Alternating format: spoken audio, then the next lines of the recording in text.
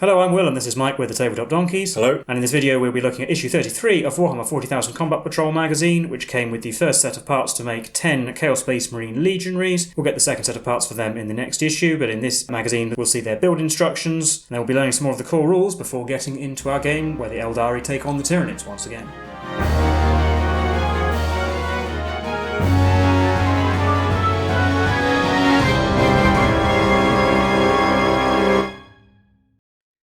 First of all, we have the build guide for the Legionaries. Most of them come in 2 or 3 parts to make up their bodies and legs, but you can put pretty much any set of arms on any body, and there's also a large number of interchangeable heads and shoulder pads that you can use in order to personalise the squad how you want. Having said that, if you want them to be used in the combat patrol, you do need to equip them a certain way, or at the very least, in a way that's not going to be confusing for your opponent. So the champion is here on the first page. He has a plasma pistol and power weapon. You have several plasma pistols to choose from and 2 different power weapons, which have the same profiles, but obviously it's just different parts, so you can equip him with whichever one you want. And then for the rest of the Legionaries, for the combat patrol, overall you should be ending up with 1 Marine with a heavy bolter, 1 with a melter gun, 3 with chainswords and bolt pistols, and 4 with bolt guns, plus the champion. They also have different backpack options that you can choose as well. The icon bearer in the combat patrol squad goes on one with the chainsword and bolt pistol. And there's some more on the next page. These ones here are some of the bolt gun equipped ones. There are enough parts to equip the entire squad either with bolt guns or with melee weapons though, so you do have quite a lot of choice in exactly which parts you want to use and what poses you want to make. And there's the final ones there. You can always refer to the pictures on the front of the magazine if you want to make them look exactly like the box art. Then we have some lore on the Black Legion, one of the original Space Marine Traitor Legions. It's arguably the largest and most infamous. It was originally known as the Sons of Horus, being the legion of the Primarch Horus, whose rebellion we heard about in a previous issue caused the Horus Heresy to happen. And they are in fact formed around a core of veteran Sons of Horus legionaries from 10,000 years ago who are still plaguing the Imperium to exact their vengeance. There's a bit about Horus himself there, and one of his models from the Horus Heresy range. He was probably the greatest of the Emperor's Primarchs and the Emperor's trusted lieutenant, but when he turned traitor he led his legion into heresy with him, and they followed him all the way to Holy Terror itself before they were finally stopped and Horus was killed. And as the largest remaining legion, the Black Legion is very diverse and has all sorts of different troop types, including some devoted to specific chaos gods, some of them recruited in fact from some of their rival original legions. And then we learn about their leader, Abaddon the Despoiler, who was Horus's right-hand man and the first captain of the Sons of Horus, and when they turned traitor he followed willingly rather than follow what he saw as an uncaring emperor, and when Horus was eventually killed he led the Black Legion into the Eye of Terror and got them to repaint their original sea green armour into the black and gold as a mark of shame for their failure.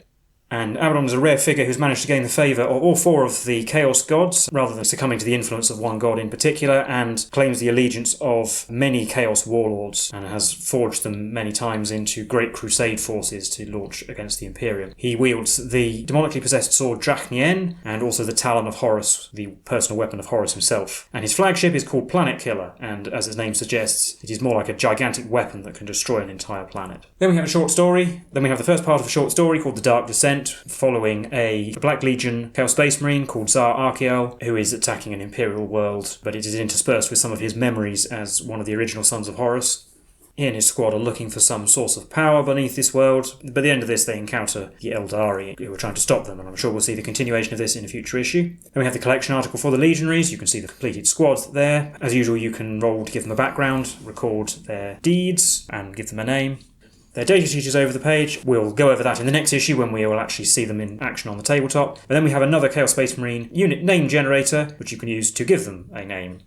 Then you can give each squad leader a name, and then the unit an epithet, as they are often known by the name of their leader. But that's it for the contents of this issue. I'll hand you over to Mike now, who will be talking to us about more of the core rules and then taking us into our game. So as usual at this point we have some more of the core rules before we get into today's game. So we're going over the attack sequence in this issue. Most of this you should be familiar with now, having gone through about 30 issues of the magazine, but it's nice to have the formal rules. So we have the first 2 steps, the hit roll and the wound roll. A few things to note is that for the hit roll, a critical hit is an unmodified hit roll of 6 and is always successful, an unmodified hit roll of 1 is always a fail, and hit rolls can never be modified by more than -1 or +1. So even if you have multiple modifiers they can stack, but the end result can't be more or less than +1 or -1. And the wound roll is the attack strength versus target's toughness, which you should be used to. And a critical wound is an unmodified wound roll of 6 and is always successful. Unmodified wound roll of 1 always fails, and again it can't be modified more than +1 or -1. And then after wounds have been scored, the defending player allocates the attack to models in the target unit, although he has to start with any models that have lost any wounds or have had other attacks allocated to it during the phase. And then the unit makes saves. A save roll of 1 is always a fail. Saving throws can never be improved by more than +1. And there's a little sidebar about invulnerable saves, which we have seen on data sheets and we haven't been sure, hasn't been formally introduced, but invulnerable saves are essentially an extra save a model has, and when a unit has been allocated an attack and it comes to roll their save, you can either use their normal save or their invulnerable save, and you can choose which one you want. And the difference is that invulnerable saves are never modified by an attack's AP, so if you're hit by a high AP weapon, you're probably going to use the model's invulnerable save.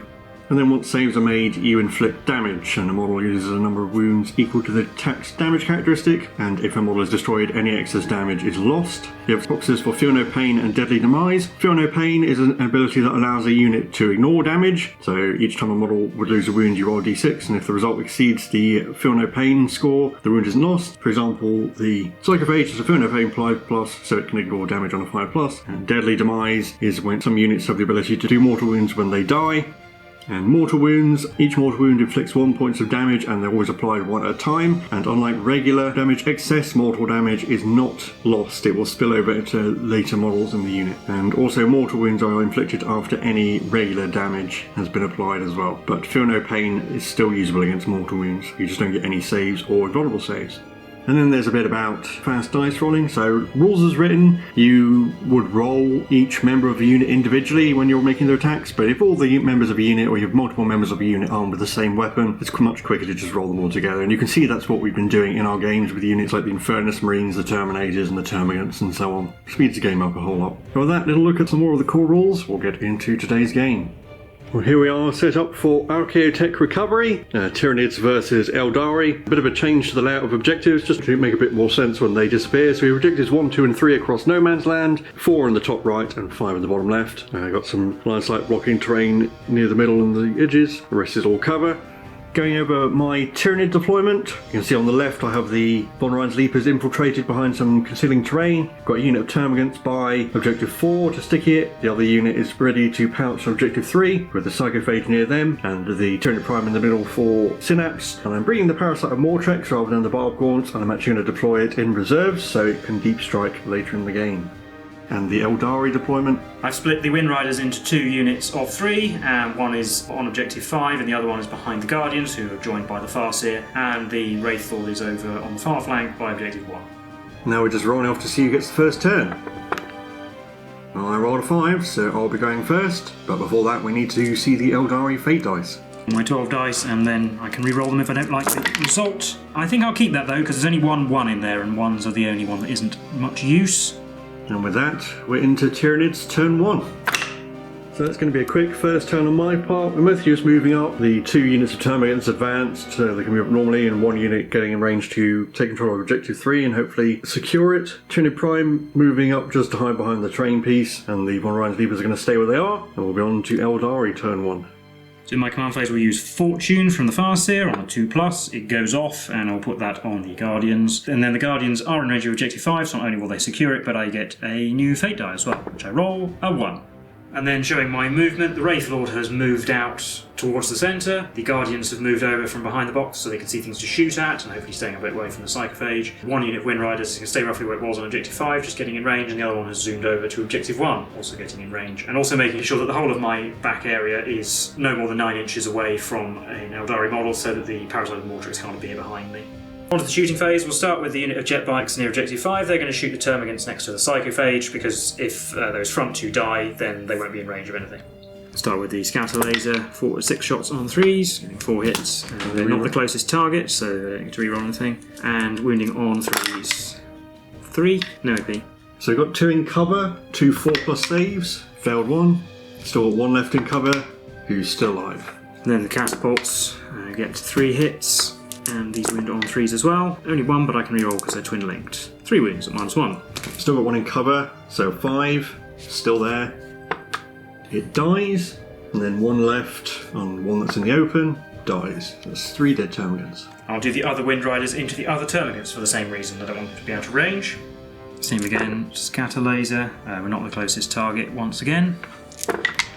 Oh, no wounds at all. Shuriken catapults, get 2 hits and 2 wounds.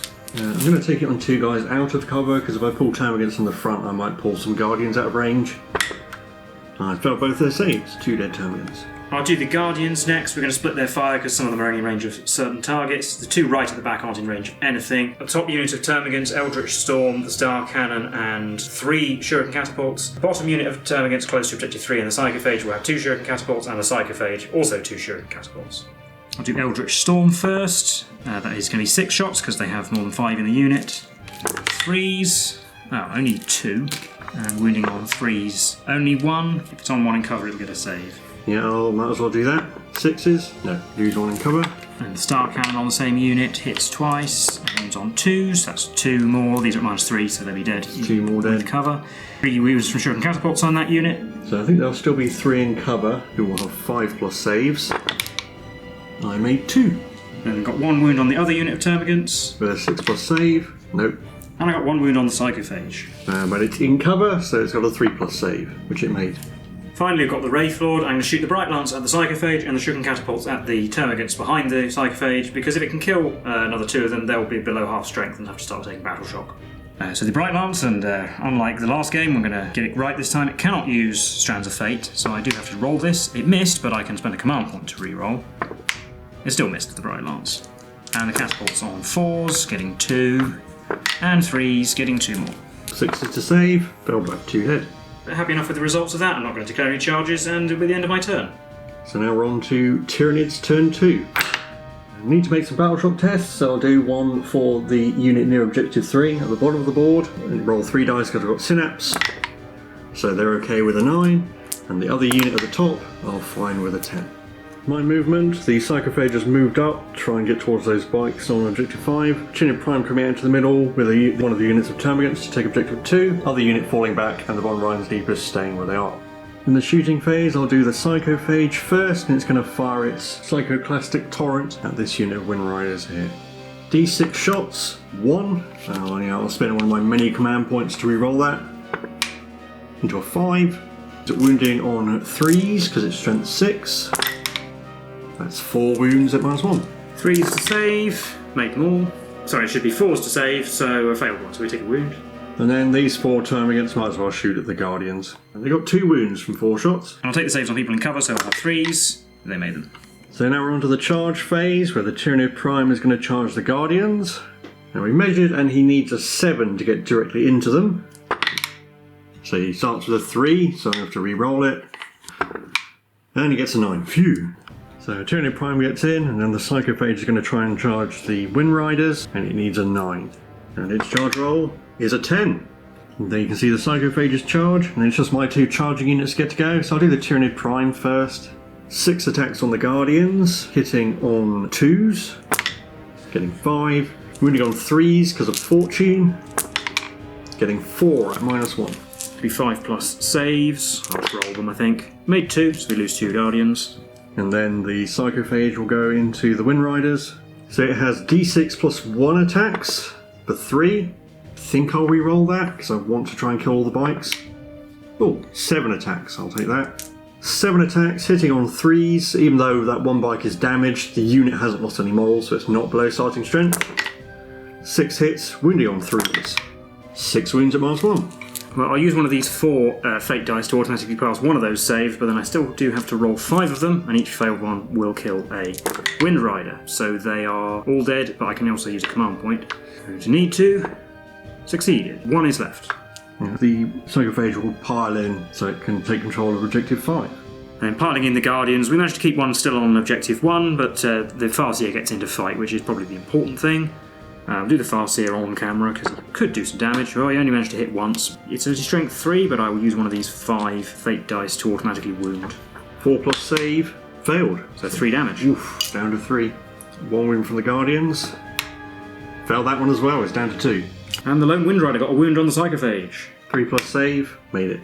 And that will be the end of Tyranid turn 2, as we head into Aeldari turn 2. Fortune was successful to put that on the Guardians again. The Lone Wind Rider needs to take a battle shock test. Leadership 6, succeeds. That means I only gain 5 victory points though, because the Psychophage now holds my home one, but I do get another fate die from the Guardians, and they also secure objective 1. It's a 4. And here's my movement, the lone Windrider falling back onto objective 2, the other Windriders zooming over to also contest objective 2, the Guardians fell back from the Tyranid Prime, and one of them in that cover there is within range of objective 2, so if they're still there, I will secure that one, and the Wraithlord is moving over towards the Von Rhein's Leapers. Start shooting with the Wraithlord, it'll do everything on the Tyranid Prime. Bright Lance missed, Shuriken Catapults, 2 hits, and no wounds. And then the Windriders that can shoot will also shoot everything at him, so Scatter Laser, he is not the closest target. Do 4 hits, 4s to wound, but I'll use a Fate die to automatically do one of those. And we get 1 more, no AP. 4 plus saves, me both. And the Shuriken Catapults. 3 hits, and they'll be winning on 5s, re-rolling. 2 so far, 2 wounds. -1. 5s. Made 1, I will take that 1 wound, leaving him on 1. On to the charge phase. I'll do the Wraithlord first. It's going to charge the Von Rhein's Leapers. It rolls a 6, I think that'll be enough. So the Wraithlord will engage the Von Rhein's Leapers like that, and then I'll declare a charge for the Windriders on the Termagants in the cover there. 7-inch charge, so I use a 4 fate die as one of the dice, and then I will need to roll a 3+, which is a better chance than just rolling a 7 straight up. And it's a 3, so that's enough. They charge like that, and I'll fight with them first, I suppose. Then you've got 1 wound though. That's important, because if they had killed all the Termagants, they could consolidate onto objective 3. But I got 5 plus save, which I made. And then we've got the Wraithlord. I'll do the strike profile, 4 attacks hitting on 4s, getting 2, but I'll re-roll 1. Still failed, so we only get 2 wound rolls, which are both successful at -3. So 6 plus invulnerable saves. Well, I made 1. And then it's d6 plus 1 damage, so it kills. Nice. We also remembered that the Von Rhein's Leapers have fights first, so we'll remember that one of them died to the Wraithlord, but I'll just roll their attacks now. So the Leapers did get 2 wounds, but they were saved, and I've just got some attacks on some Windriders with some Termagants, and we'll show them if they get any wounds. Termagants actually got 2 wounds. And you know what, I'm actually scared of one dying, so I'm going to use a 3 fate die and roll the other one. Oh, I succeeded. Well, that is the end of Aeldari turn 2, on to Tyranids turn 3. And first thing that will happen this turn is we have to roll to see which objective goes away, and I am the defender, so now that we've got the No Man's Land objectives is 1, 2 and 3, on a D3 that's the objective that goes away. Objective 2, so that's one in the middle. Also need to make battle shock tests for my 2 units of Termagants, so the ones that were engaged with the Windriders in the middle are battle shocked, and the other unit that was hiding behind some terrain are also battle shocked. So for my movement, the Tyranid Prime has moved, so he's actually going to contest objective 1, because where he is, he can actually take control from the Aeldari before it's their next turn. Psychophage has moved towards the middle again. Termagants, one's staying engaged, the other unit has come down, it advanced to get towards objective 3, and the Von Rhein's Leapers fell back from the Wraithlord. And over here, by objective 5, I'm bringing in the Parasite Mortrex, who's probably just going to sit on objective 5 for the rest of the game, and getting me victory points. So we're on to the shooting phase. We'll do the Psychophage. It's going to bark at the Guardians, I think. It's got D6 shots for 2. You know what, I'll re-roll that because I can't think of any better uses. 2 again. It would wound on 2s, but that's down to 3s. So it gets 1 wound, -1 and ignoring cover. So 5. Oh, made it. Then the 4 Termagants are going to shoot the lone Windrider. 2 wounds on the lone Windrider. I'm actually going to use one of my 1 fate dice on this. The fates decree that hopefully he will die. I still need to fail this other one. The reason being that if he dies, the Psychophage can't charge onto objective 2, because obviously it'll kill him if it does charge him. So we're hoping for a bad roll here. Oh, we do, he dies. Yeah, so by doing that, we make sure that the Psychophage can't charge into the middle, which means I should hold it, because the Guardians do have a model on it, and the Termagants are battle shocked, and the Leaper isn't close enough. But the only charge I'm going to do is the Psychophage into these Windriders, because the Tyranid Prime, while he might munch a few more Guardians, he's going to stop them holding objective 1, which is going to deny the Aeldari 5 victory points, which I think is far more important at the end of the day. So Psychophage into the Windriders. Needs a 7. It gets an 8, that will be enough. So that gets it into there, and then it's going to attack them, obviously. D6 plus 1 attacks. I'll take 4, hitting on 3s. Ugh, I'm going to re-roll one of those, because I'd like to kill some of them. 2 hits, 3s to wound, 1 wound. That was 1. And I'll just use a fate die to make sure nothing dies. Then I get to do the Windriders, and they'll put all their attacks on the Termagants. We've got 4 wounds. So 4 5 plus saves. Failed them all. Termagants are gone. And that'll be the end of Tyranids turn 3, onto Aeldari turn 3. Fortune actually failed this turn. I rolled a 1, and then I get 5 victory points and a fate die because the Guardians are on it. It's a 2. Wind Riders have fallen back away from the Psychophage, going over to the Tyranid home objective on objective 4. That caused the Termagants to use their Skulking Horrors rule to move 3 inches towards them. The Wraithlord can't get past the Von Ryan's Leapers without getting in engagement range of them, so it's just going to move up an inch away. And the Guardians have just shuffled a bit, so they do hold objective 1 now, and obviously they can shoot. But I will start shooting with the Wraithlord. We're going to put the Bright Lance into the Psychophage and the catapults into the Tyranid Prime, actually, because you never know, might get lucky. Bright Lance on a 4. Oh wait, it hit at last. It wins on a 3 because it's strength 12. Oh, that's a 1. But I'll re-roll that with a command point. Wounded, -3. 6s. Ooh, yes. And the catapults on 4s. Oh, they all missed. Finally, the Guardians. All the shooting catapults are in range and line of sight of the Termagants, just about, so they're all going to go into them, see if we can get rid of them. The Star Cannon into the Tyranid Prime. Farseer's Singing Spear is going to go into the Von Ryan's Leapers, and Eldritch Storm will go into the Tyranid Prime as well, just to make sure. Star Cannon first, 2 shots on 3s. They both hit to Tyranid Prime on 3s. They both wound, and they are -3. So he's dead. Singing Spear hits. Even with stealth. 3 to wound, strength 9. That's a wound, no AP though.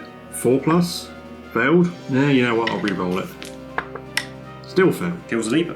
Shuriken Catapult's got 6 wounds on the Termagants. Yeah, and they're all in cover from relative to the Guardians, so we're back to 5s. But we failed them all, so they're all dead. Then we just have 1 charge, which will be the Wraithlord. And a 5. So it makes its charge to there. But the Von Ryan's Leaper gets to go first, so you never know. While we hit, we don't get any wounds. I'll use the strike profile. 4s, 3, 2s, 6s. No. No. And then at the end of turn 3, objective 2 goes away. I only have 2 morals left, but I do have a big lead in victory points, so we'll see how it goes as we head into Tyranid's turn 4. And we also need to figure out which objective is leaving next. So 1 to 3 will be objective 1, otherwise it will be objective 3. It's objective 1. And then my only movement is to move the Psychophage so that it is in range on the Wind Riders. That's going to spray them. D6 shots for 2. I'll re-roll it because I'm probably not going to use my command watch or anything else this turn. Until 5. Wounding on 3s. We got 5 wounds at -1. It'll be 4s, but they won't die completely. We lose a bike. And that's actually going to be it for my turn. On to Aeldari turn 4. Fortune goes off. I'll put that on the Guardians. And then I'm going to use my Shadow in the Wall. I probably should have done it last turn, but I forgot about it. I'm going to spend a 5 on the Guardians so that they automatically pass, with a 1. And the Wind Riders, they succeed. And the Wraithlord, so it all succeeds. I rolled a 3 for my extra fate dice from the Guardians. The Wind Riders just move up to they're just at the edge of the control range of objective 4. The Wraithlord moving as close as it can get to the Psychophage. And the other side, I spent a 3 fate die with the Guardians to advance them. Because most of their weapons are assaults, they can almost all get within 12 inches of the Parasite of Mortrax, which means they can shoot it, even though it has lone operative. And speaking of their shooting, I guess they will do them first. So 7 of the Guardians are in range, as well as the Farseer's Singing Spear. The other Guardian is in range of the Psychophage, and the weapon platform doesn't have assaults that can't shoot. I'll do the Singing Spear first. Eldritch Storm is also not an assault weapon, in case you were wondering. It hits on a 2. Oh, it hits on a 3 because he's got stealth, so that missed. Then we have all of the Shuriken Catapults hitting on 4s because of stealth. 9 hits, wounding on 5s. Ooh, 7 at -1. It's going to be 7 5+ saves. I only made 1, so even with a reroll it's going to die. And the other Guardian did nothing to the Psychophage, so we'll do the Wraithlord's guns at it, and then I'll just do the bikes as well afterwards. So we'll show the Bright Lance because it might do something. Well, it hit. It wounds on a 3. I suppose I can re-roll, which I will need to. Oh, no. And then the Shuriken Catapults from the bikes and the Wraithlord didn't do anything, so we just have a charge to make with the Wraithlord. Can't use Strands of Fate, but it's still quicker than going round, so I still need to roll a decent roll. Well, a 2 is obviously not enough, but we can re-roll. A 10? Yeah, so 7 down. essentially, that will get it in. That does get it over into contesting range of objective 3, but the Tyranids did secure it earlier, so I do have to kill the Psychophage to take it. So we'll be hitting on 4s. Well, we got 2, but we have a command point. 3. Strength 10, so 3s to wound. Only 1. 6. New. D6 plus 1 damage. 3. Feel no pain. Shrug 1. Takes 2 damage. And then the Psychophage has D6 plus 1 attacks for 6. I'll take that. Hitting on 3s. 5. Wounding on 5s. Nothing. So even though both of these models, the Wraithlord and the Psychophage, have an OC of 3, I will still maintain control of Objective 3 because I secured it. And that will be the end of Aeldari turn 4. And Objective 1 has gone away as we head into Tyranids turn 5. So in my turn, I'll gain 5 victory points because I still hold Objective 3, and all that's going to happen is the Psychophage is going to fall back away from the Wraithlord so it can't attack him. And I think that probably secures me the victory, but we might as well see if the Aeldari can kill it in their turn. So in the start of my turn I gained 5 because I only held Objective 4. The Guardians were not close enough to Objective 5, so I didn't manage to take that. Then I can move the Wind Riders over to contest Objective 3, so I will take control of it and hold it at the end of the game for the bonus. Actually, no, I can't even do that because the Tyranids secured it, and control of secured objectives only passes at the end of a command phase. And the start of my command phase, I didn't hold it, and there isn't another command phase to happen, so I can't even actually take that objective off the Tyranids. So I don't even get 10 points for it. And that would have been the case in the previous game as well. It would have been, although it wouldn't have affected the result, obviously. Yeah, not sure if that's exactly how the scenario designers intended it, but even with the 10, if the Aeldari were able to take control of it, it still would have been a Tyranid victory. So we'll recap that for you now. So that was the game for issue 33 of Warhammer 40,000 Combat Patrol magazine. How did you think that went? Not the best. I made a couple of mistakes. I'm still getting used to some of the rules for the Aeldari. Like, at one point I was thinking I could use a fate die to influence the Wraithlord's charge towards the end. It made it anyway in the end, but I was saving the 6 for that charge, and then realised now I can't actually do that, so I should use the 6 somewhere else. But I think possibly the game was actually more decided by things like you were able to charge the Psychophage in your second turn and therefore get onto my home objectives. Or like the mistake I made with moving the Guardians off Objective 1 so the Tyranid Prime was able to stand on it instead. The Guardians mostly survived, but they also mostly just milled around at the back. Overall, I felt like my units were mostly just running back and forth. For example, if you hadn't charged that Psychophage, the Wind Riders it was going to attack, I probably would have used a Fate die to give them a really high advance roll and moved over onto Objective 3, although you might have just redeployed the termagants onto it if I did that, to be fair. But after that happened, I then didn't really have a plan for them, they just milled around. Although the last one was fated to die, apparently. That is, I guess, technically a use of a fate die. If you actually want a model to die, you can use a bad one. Yeah, it generally felt like that one turn when I got a big 15 victory points, and you only got 5 2 turns in a row. Probably what sealed the deal. I probably should have used Shadow in the Warp a turn earlier. Possibly could have stopped you getting control of Objective 1, but you probably would have used Fate dice to succeed. Yeah, the Fate dice do help mitigate Shadows in the Warp to some extent, although you still have to use relatively decent numbers on the dice to pass them, which you obviously could use for something else. Yeah, and the Parasite of Mortrex, a bit disappointed that he got killed, although it probably helped because it stopped you from getting control of Objective 5 by charging him. You did advance, so you couldn't, but... Yeah, probably what I should have actually done with the Parasite of Mortrex is use that 6 to advance and get the Guardians onto Objective 5. Still would have killed him with the shooting, but even if I didn't, I would have taken the objective because they have a higher OC. Yes, as we said previously, the Deep Strike rule is a little bit better in this game because there's an objective right in the corner, and the deployment zones mean that you're likely to end up abandoning your home objective, and even if you've secured it with a battle line unit, you can still move away from it and you can Deep Strike something onto it. Yeah, perhaps not the best use of it, but, you know, it has lone operatives, so you do have to get fairly close to actually get it off the objective as well. And it probably did help me that Objective 3 was the last one left as well. Yeah, that's true. We did say that when we got this mission first, that it is a bit random. If it had been Objective 1, then it would have been completely different, because I would have held it.